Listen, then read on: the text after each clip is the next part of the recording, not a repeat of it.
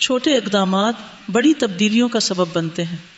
اگر آپ ہمارے علم کے سفر میں ساتھ چلنا چاہتے ہیں تو ویڈیو کو لائک کر کے ہمارے چینل الہدیٰ اکیڈمی کو سبسکرائب کریں اور کمنٹ میں لکھیں مجھے اللہ سے محبت ہے۔ حدیث میں ہے کہ آپ نے فرمایا جسے غسل کیا پھر جمعے کے لیے حاضر ہوا پھر اس کے مقدر میں جتنی نفل نماز تھی پڑھی، یعنی مسجد میں آ کے مسجد کے نفل پڑھے ویسے پڑھے، پھر خاموشی سے خطبہ سنتا رہا حتیٰ کہ خطیب اپنے خطبے سے فارغ ہو گیا، پھر اس کے ساتھ نماز پڑھی، اس کے اس جمعے سے لے کر دوسرے جمعے تک کے گناہ بخش دیے جاتے ہیں اور مزید 3 دنوں کے بھی۔ جلیس کا لفظ کوئی بھی جو ساتھ بیٹھ جائے، صرف دوست نہیں جو دلی دوست، کوئی بھی جو پاس بیٹھا ہو اس کی مثال ہے وہ۔ تو اس طرح جیسے ابھی اب دعائیں آپ کو سکھائی جائیں گی نئے لوگوں کو جو سیکھ چکے ہیں، اس میں بھی ہم یہ دعا مانگتے ہیں نا کہ ورزقنی تلاوتہ آناء اللیل وآناء النہار، مجھے اس کی تلاوت کی توفیق عطا کر رات کی گھڑیوں میں اور دن کی گھڑیوں میں۔ یعنی جب آپ قرآن آپ کو یاد ہو جاتا ہے تو پھر کیا ہوتا ہے، کھڑے چلتے بیٹھتے اٹھتے پھرتے آپ کچھ نہ کچھ یاد کر لیتے ہیں۔ پھر اس کو یاد رکھنے کا طریقہ یہ ہے کہ نمازوں میں آپ اس کو پڑھیں، اور جس کے لیے یہاں بات ہو رہی ہے کہ نماز کے اندر اس کو دہرایا جائے، اور اس میں یہ کہ جیسے زہر کی نماز کے لیے ایک سورت رکھ لیں، ایک عصر کے لیے رکھ لیں، پھر مغرب کے لیے، اور اس طرح آپ کی نماز میں کنسنٹریشن خود بخود آنے لگے گی جب قرآن ورائٹی کے ساتھ آپ پڑھیں۔ اور اگر کل اللہ پہ صرف زور رہا اس کو آپ بے شک شامل کریں اپنی آواز میں، جیسے ایک صحابی تھے وہ ہر نماز کی ہر رکعت میں ہر اور تلاوت کے ساتھ کل اللہ ضرور پڑھتے تھے۔ تو کسی نے حضور سے شکایت کر دی صلی اللہ علیہ وسلم، تو آپ نے اس سے پوچھا تو کہا مجھے اس سورت سے بڑی محبت ہے، تو آپ صلی اللہ علیہ وسلم نے فرمایا تمہاری اس سورت کی محبت نے تجھے جنت میں داخل کروایا۔ تو اچھی سورت ضرور پڑھے رہے، یہاں میرے کہنے کا مطلب یہ نہیں کہ کل اللہ چھوڑ دیں، ضرور پڑھیں لیکن اس کے ساتھ ویرائٹی کے ساتھ قرآن، کبھی کہیں سے کبھی کہیں سے کبھی کہیں سے، تو آپ دیکھیں گے انشاءاللہ نمازیں بہت امپروو ہوں گی۔ اور سب سے زیادہ جو قرآن پڑھنے کا اجر اور ثواب اور لطف ہے وہ نمازی کے اندر ہے۔ پھر اس کے بعد ہم کیا کرتے ہیں، اللہ اکبر کہہ کر پھر رکوع میں جاتے ہیں، رکوع میں، اور اس وقت ہم کیا پڑھتے ہیں، سبحان ربی العظیم، پاک ہے میرا رب جو بہت بڑا ہے، میں تو بہت چھوٹی ہوں، میں تو جھکی ہوئی ہوں، بڑا تو وہ ہے۔ عملی طور پہ اپنے آپ کو پریکٹیکلی فزیکلی اپنے آپ کو بینڈ کر کے، اور پھر انسان اللہ کی عظمت کی بات کرتا ہے، سبحان ربی العظیم۔ اور یہاں پر ایک دعا بھی پڑھی جاتی ہے، سبحانک اللہم ربنا وبحمدک اللہم اغفر لی، اور یہ دعا بھی نبی صلی اللہ علیہ وسلم سے ثابت ہے۔ یہ پہلی دعا اور دوسری دعا یہ دونوں ہی مشکات سے ہیں۔ پہلی دعا جو ہے مشکات کی فصل اول سے، اور دوسری فصل دوم سے۔ اچھا فصل اول سے کیا مراد ہے،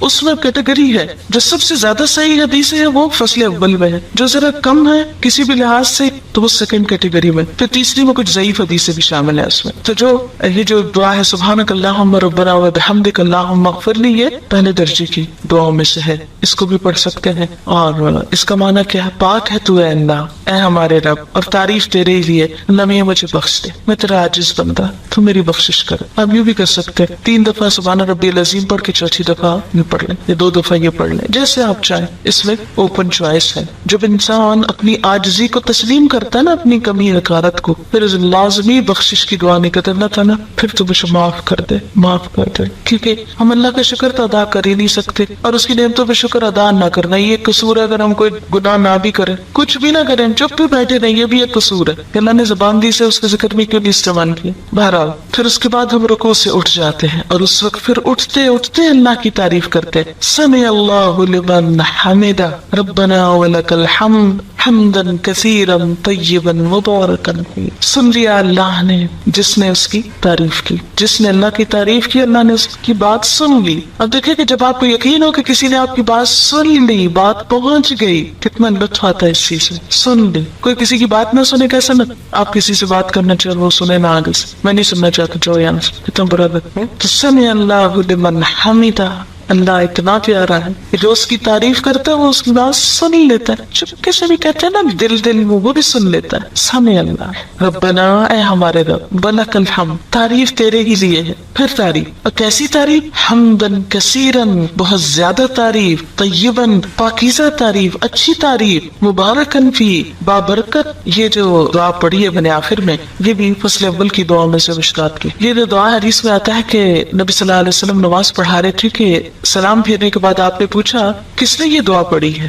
किसी शख्स ने पीछे से मोहब्बत में आके ये पढ़ी थी। आपने फरमाया मैंने 30 से ज्यादा फरिश्तों को इस दुआ की तरफ लपकते देखा कि वो इसे उठाना चाहते थे। इतनी बड़ी नेकी थी कि एक से एक आगे बढ़ के इसको उठाना चाह रहा है। ये नेक अमल हम लेके जाएंगे अल्लाह ताला के पास। बिल्कुल ऐसे ही जैसे किसी को फूल पेश करने तो हर एक की ख्वाहिश होती है मैं फूल पेश करूं। क्यों? क्योंकि फूल पेश करने में भी क्या होता है, एक ऑनर है ना। तो फरिश्तों को भी नेक बंदों की नेकी उठा के ले जाने और पेश करने में एक ऑनर होता है उनके लिए। तो मैं पेश करूंगा, हम इसको लेके जाएंगे इस नेक अमल, ये हमें दे दे। अच्छी चीज हर कोई लेने और उठाने को तैयार होता है ना। इतनी खूबसूरत दुआ, हम्दन कसीरन तय्यबन मुबारकन फी, बहुत तारीफ, बहुत ज्यादा तारीफ। जब इंसान किसी से बहुत मोहब्बत करता है ना तो कहता है बहुत बहुत अच्छी चीज, बहुत ज्यादा नबी की तारीफ, हम्दन कसीरन बहुत अच्छी वाली तारीफ, तय्यबन मुबारकन बहुत बरकत वाली, बहुत बरकतें हुए मुबारकन फी। यही बरकत क्या होता है, नशो नमा बढ़ोतरी। इतनी तारीफ को जो बढ़ती चली जाए, ज्यादा से ज्यादा होती चली जाए, कहीं रुके ही ना, खत्म ही ना हो। हद कर देता है इंसान तारीफ में, और ये वही कर सकता है जो अल्लाह से वाकई मोहब्बत रखता हो। फिर इंसान सजदे में आता है, सर जमीन पे रख देता है। आम हालात में आप देखें, अगर नमाज के अलावा कोई किसी को कहे अच्छा जरा जमीन पे सर रखो, कितना मुश्किल काम है ना। आम हालात में तो कोई चीज गिर जाए तो हम कहते हैं अच्छा फलाने ने जरा पकड़ाओ ये गिरी हुई चीज, हम इससे नहीं नीचे हुआ जाता, कितना मुश्किल है। लेकिन अल्लाह की खातिर मोहब्बत में जमीन पे जा पड़ता है इंसान, बस सर रख देता है, नाक रगड़ता है अपनी, क्योंकि नाक ना लगे तो सजदा नहीं होता। पूरा झुकाव सर की तरफ होता है, सारी अक्ल को ला के जलील करता है अल्लाह के सामने। या ना ये सर क्या चीज है, ये सोचे क्या चीज है, तेरे सामने तो कोई कुछ नहीं, कोई इज्जतबाजी नहीं। और क्या कहते हैं, सुब्हान रब्बियल आला, मैं हूँ हकीर जलील लेकिन पाक है मेरा रब जो आला और अल आला सबसे ज्यादा बुलंद है। मैं इस वक्त सबसे निचली पोजीशन में हूँ और मेरा रब सबसे ज्यादा बुलंद है। सुब्हान रब्बियल आला।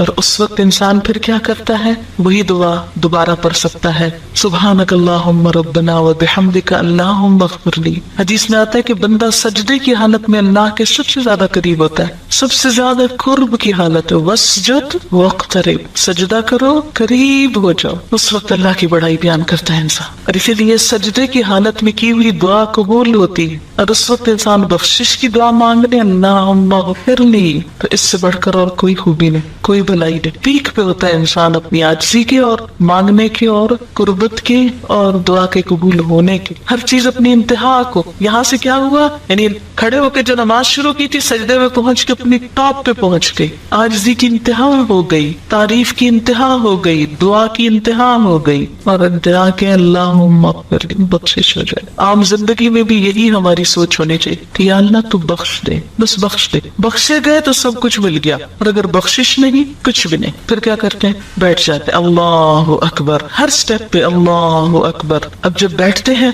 फिर एक दुआ सिखाई गई, और वो दुआ क्या है, अल्लाहुम्मा इग़फिरली, फिर बख्श दे। बख्शिश पे एंड किया था सजदे में, उठ के फिर बख्शिश मांग रहे, यही मुंतहा, अल्लाहुम्मा इग़फिरली, ऐ अल्लाह मुझे बख्श दे, वरहमनी, और मुझ पे रहम कर। रहम भी अल्लाह को जब भी आएगा ना जब कसूर माफ हो गए। आप किसी से तवक्को रख सकते हैं कि कोई आपके साथ भला करे जबकि उसका दिल आपकी तरफ से मैला हो, या वो आपसे नाराज हो, या आपने उसको सताया हुआ हो, कैसे बात कर, नहीं, पहले बख्शे जाएंगे तो फिर ही रहमत होगी। अल्लाहुम्मा इग़फिरली वरहमनी, और क्या, वहदिनी। ये दुआ की तरतीब दो मुख्तलिफ रिवायतों में फर्क है, मैं इस तरतीब से जो यहाँ लिखी हुई पढ़ती हूँ, वजबुरनी, मेरी मजबूरी दूर कर दे, मेरा नुकसान पूरा कर दे, वरफानी, और मुझे बुलंद कर दे।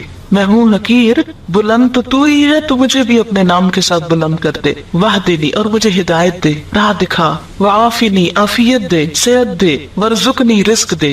दीन मुतदिल दीन है, दुनिया और आखिरत दोनों की भलाइयां मांगनी सिखाई गई। फिर दोबारा सजदा, अल्लाहु अकबर, फिर वही आजिज़ी, फिर वही मग़फ़िरत की दुआ, फिर अल्लाहु अकबर, और इसी तरह दूसरी रकत, और फिर अत्तहियात। अब बैठ जाओ, बैठ के पढ़ो। अब हम इसमें अपनी मर्जी नहीं कर सकते कि ये दुआ सजदे में पढ़ लो, सजदे की बैठ के पढ़ लो, बैठ के पढ़ने वाली खड़े होके पढ़ो। खड़े होके क्या पढ़वाया, सूरत अल फातिहा। बैठ के क्या पढ़वाया, अत्तहियात और दुरूद शरीफ। अत्तहियातु लिल्लाहि, सब अच्छे कलिमात, सब तोहफे, सब दरूद और वजीफे, सब कुछ लिल्लाहि, अल्लाह के लिए। मेरे सारे अज़कार, मेरे सारे دعائیں، میرے سارے اچھے جذبات، میرا سب کچھ میرے رب کے لیے، للہ۔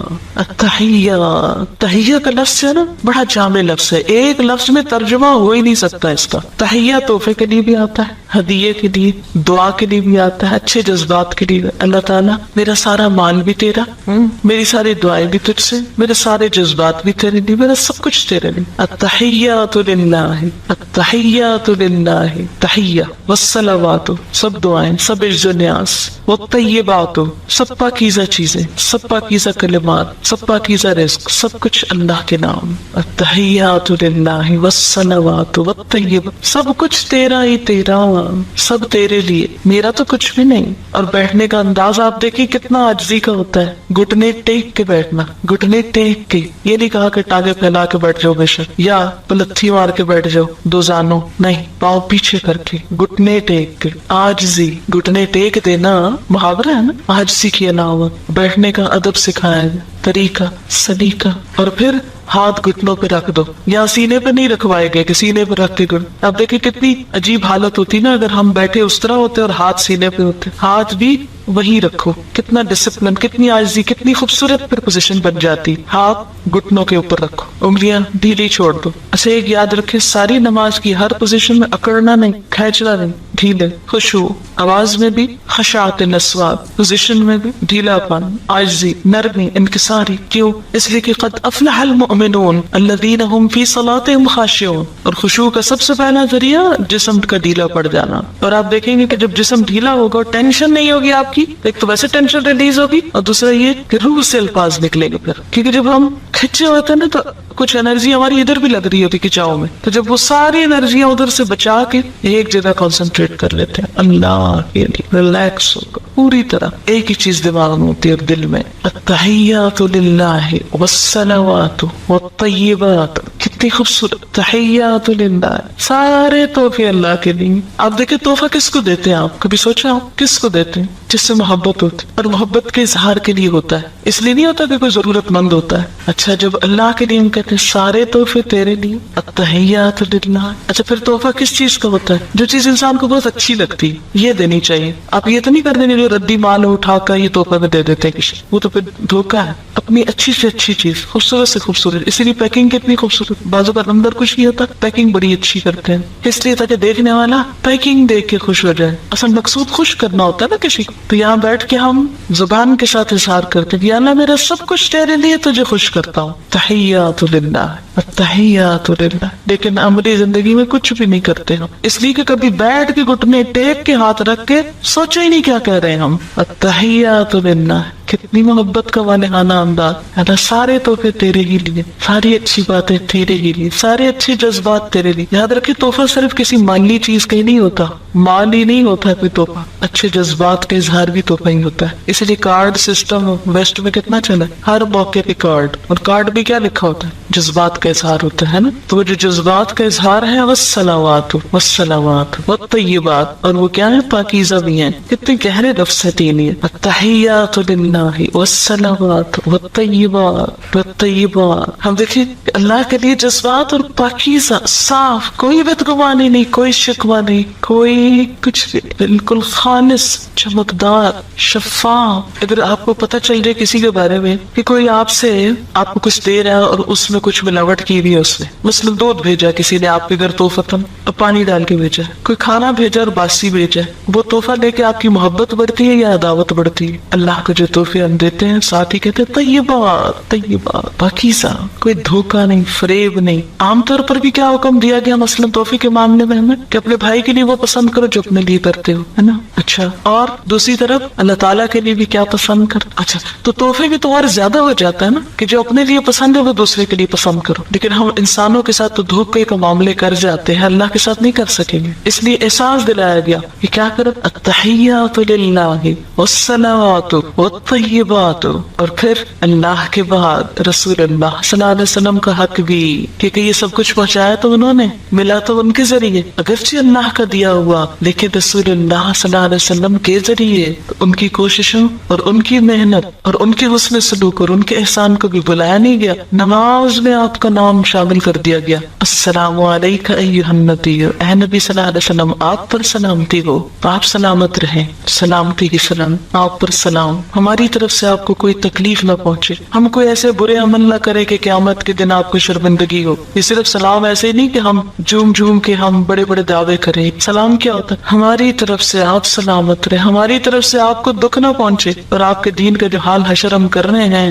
واقعی سلامتی کی بات کر رہے ہیں. کسی کو جو سلامت رہنے کی دعا دیتے ہیں، آپ سلامت رہے، اور خود ہی ساتھ دکھ دینے لگتے، ستانے لگے. قیامت کے دن آپ صلی اللہ علیہ وسلم نے فرمایا تھا دیکھو مجھے رسوا نہ کرنا. کیا واقعی ہمارا حال یہ ہے کہ ہم حضور صلی اللہ علیہ وسلم کے پاس شوق سے جا کھڑے ہوں گے کہ ہم نے آپ کے دین کے ساتھ یہ کیا یہ کیا، جو آپ کام چھوڑ کر آئے تھے ہمارے لیے ہم نے کر لیا، ہوم ورک ہو گیا، ہم کر کے آئے وہ کام. اور خاص طور پر دین کا علم پڑھنے والے العلماء ورثۃ الانبیاء، وارث ہیں آپ اس مشن کے. کوئی ایسا کام نہ کرے کہ جس سے دین کو دنیا میں بٹا لگے یا آخرت میں رسوائی. السلام علیکہ ایھا النبی ورحمۃ اللہ وبرکاتہ، آپ پر اللہ کی رحمتیں، آپ پر برکتیں. ہر نماز میں دعائیں دیتے ہیں آپ کو، ہر نماز میں. النبی اولا بالمؤمنین من انفسہم، نبی تو اہل ایمان کے لیے ان کے نفسوں سے زیادہ ان کے قریب ہو. ابھی آپ نے حدیث پڑھی کہ ہر مسلمان کا سب سے زیادہ نزدیکی رشتہ اپنے نفس سے بھی بڑھ کر کس کے ساتھ؟ نبی صلی اللہ علیہ وسلم کے ساتھ، کہ ان کا حق نہ بھولا جائے. انہوں نے تکلیفیں اٹھا کر، اذیتیں اٹھا کر ہم تک یہ دین پہنچایا. وہی کہ اخذ کرنے کی کیفیت کو سوچیں، اسے یاد رکھنے کی اور اسے آگے پہنچانے کی، پتھر کھانے کی، شاعر اور کاہن اور طرح طرح کی باتیں سننے کی، سب کچھ آپ نے ہمارے لیے کیا. اس لیے آپ کا احسان ناقابل فراموش.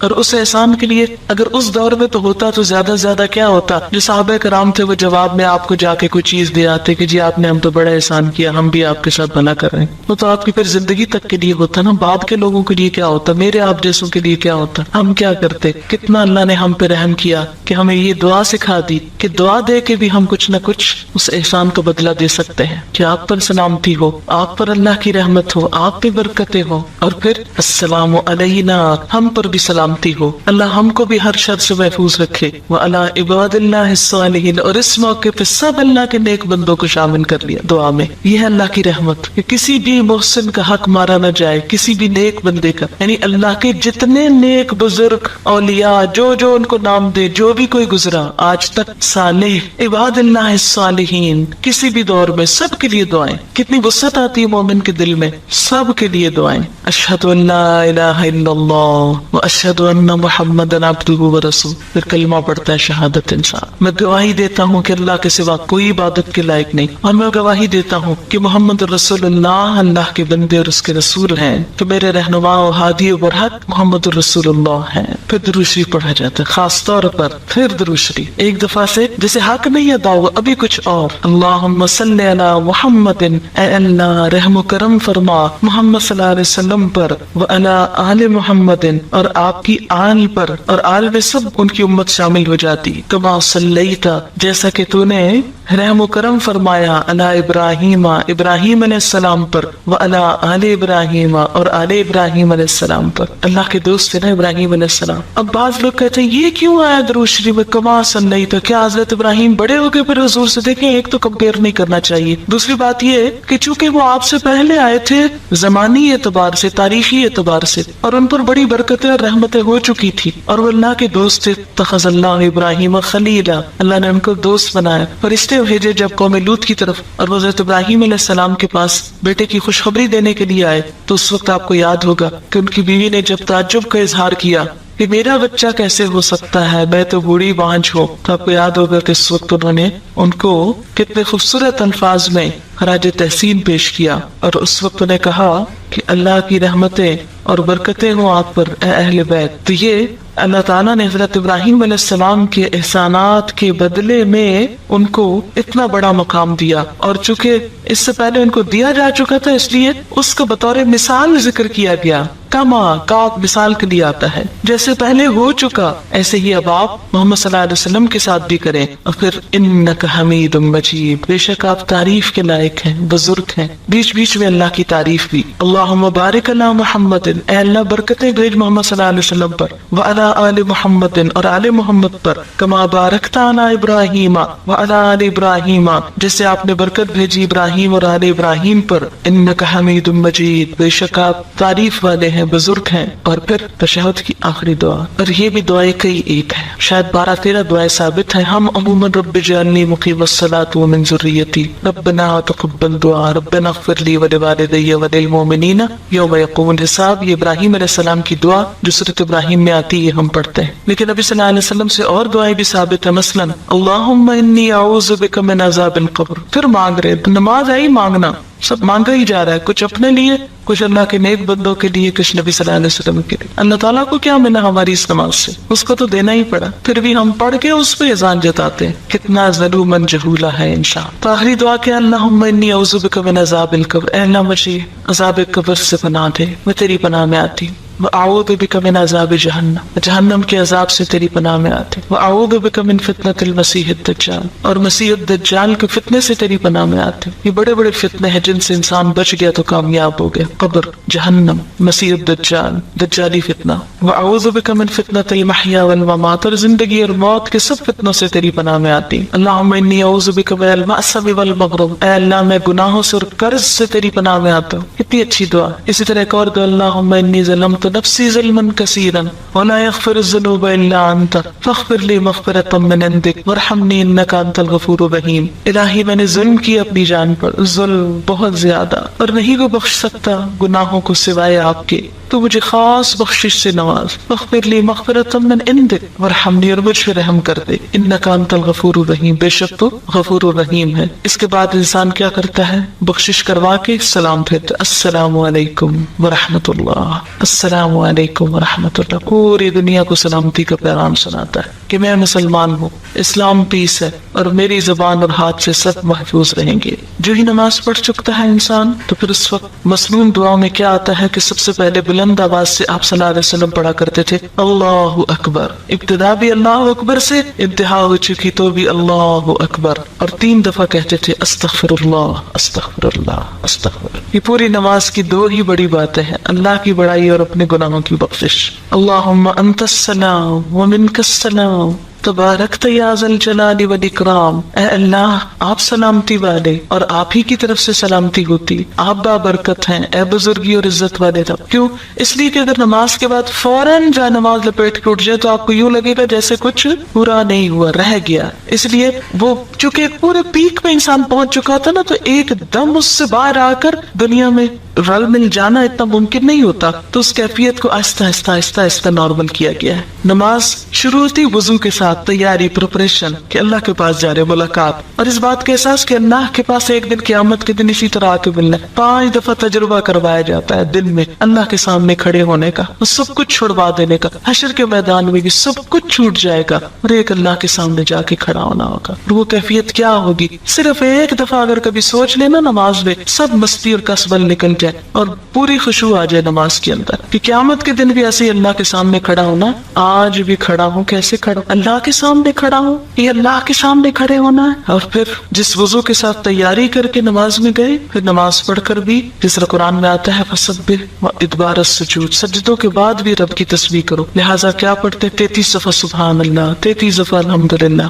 34 مرتبہ اللہ اکبر. اور اس کا اتنا اجر اور ثواب ہے کہ اگر آپ وقت دیکھیں تو 1.5 منٹ ہے صرف, لیکن اگر آپ اجر دیکھیں تو بے حد و حساب. اتنا اجر ہے کہ ایک دفعہ نبی صلی اللہ علیہ وسلم کے پاس کچھ لوگ آئے اور پوچھنے لگے, اللہ کے رسول صلی اللہ علیہ وسلم, ہمارے کچھ دوست ہیں جو بڑے امیر ہیں, وہ صدقہ کرتے ہیں, ثواب پا لیتے ہیں, ہمارے بس ہم غریب لوگ ہیں, ہمیں بھی کچھ بتائیں کہ ہم ان کا ثواب پا لیں. آپ نے فرمایا کہ تم ہر نماز کے بعد 33 دفعہ سبحان اللہ الحمدللہ اللہ اکبر پڑھو, تو تم کیا کرو گے, ان کے برابر ہو جاؤ گے. بڑے بڑے صدقہ, جہاد اور کیا کچھ کرنے والوں ان کو بھی پتہ چل گیا. پھر وہ آگے یا رسول اللہ صلی اللہ علیہ وسلم, وہ بھی یہ کرنے لگے, پھر وہ آگے نکل گئے. تو آپ نے فرمایا اللہ کا فضل ہے جسے چاہے دے. 1.5 منٹ کے اندر آپ اتنا بڑا اجر کماتے, گویا آپ نے ڈھیروں مال صدقہ کر دیے جو ویسے ممکن نہیں. تو اس لیے پابندی کے ساتھ کوشش کریں اس کو پڑھنے کی, اور گھڑی دیکھ لیں, آپ کا کوئی بڑا وقت نہیں لگے گا. یہ صرف شیطان کا بلاوا ہوتا ہے کہ انسان یہ نیکی نہ کرے اور اتنا بڑا اجر نہ کمائے. شیطان کا بلاوا ہوتا ہے یہ. لہٰذا وہ کہتے ہیں وہ دیکھو وہ کام، وہ دیکھو وہ کام، وہ بھی ہے، وہ چھوڑو پھر کر لینا، چلتے پھرتے کر لو،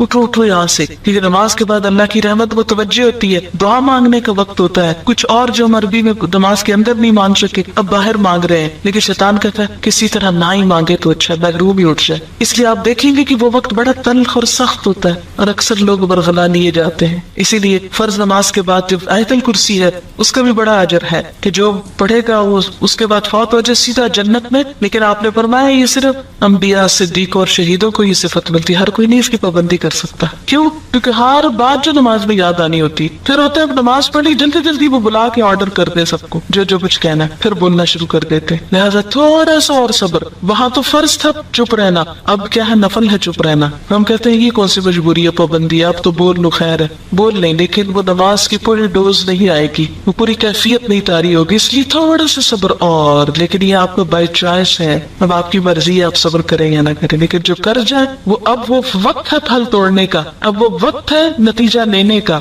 دعا مانگنے کا.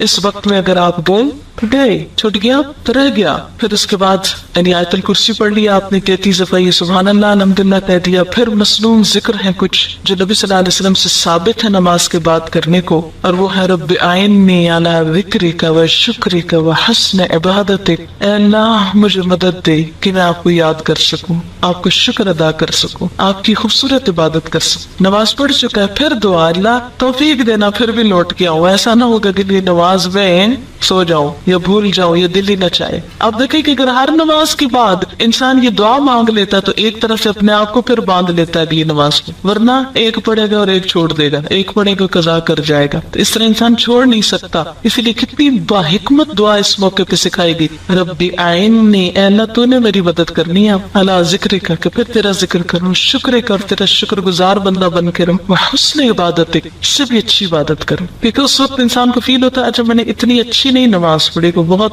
سیٹسفیکشن نہیں ہوتی. پھر انسان کو کہا سیٹسفائی ہو جاؤ، مانگو اللہ سے اللہ اور اچھی عبادت کی توفیق. پھر لا الہ الا اللہ وحدہ لا شریک لہ لہ الملک و لہ الحمد وہو علی کل شیء قدیر. اللہم لا مانع لما اعطیت ولا معطی لما منعت. بس تجھ سے مانگتا ہوں، کوئی روک نہیں سکتا اگر تو نے دے دیا، اور کوئی دے نہیں سکتا اگر تو نے روک دیا. سب سے بے نیاز، سب سے کٹ کر صرف تجھ سے. ولا ينفع ذا الجد منک الجد. اور نہیں فائدہ دے سکتی کسی دولت مند کو آپ کے عذاب سے دولت. کوئی دولت مند آپ کے عذاب سے اپنی دولت کی وجہ سے نہیں بچ سکتا، کیونکہ انسان پھر اٹھ کے دولت دنیا اور مال کی طرف راغب ہو جاتا ہے. گھر بار بچے ہر چیز پھر یاد آنے لگتے، اچھا یہ سنبھالنا ہے وہ کرنا ہے، وہ دیکھو انڈیا جلی گئی، دودھ ابل گیا، شیشہ ٹوٹ گیا، یہ ہو گیا، وہ چیزیں آنی جانی ہیں. ان چیزوں میں نہیں بچانا اللہ کے ہاں، لہٰذا پھر یاد دہانی کرا کے دنیا میں بھیجا گیا. ایک اور دعا لا الہ الا اللہ وحدہ لا شریک لہ لہ الملک و لہ الحمد وہو علی کل شیء قدیر لا حول ولا قوۃ الا باللہ. یہ جو کچھ بھی کیا اللہ کی قوت اور طاقت سے.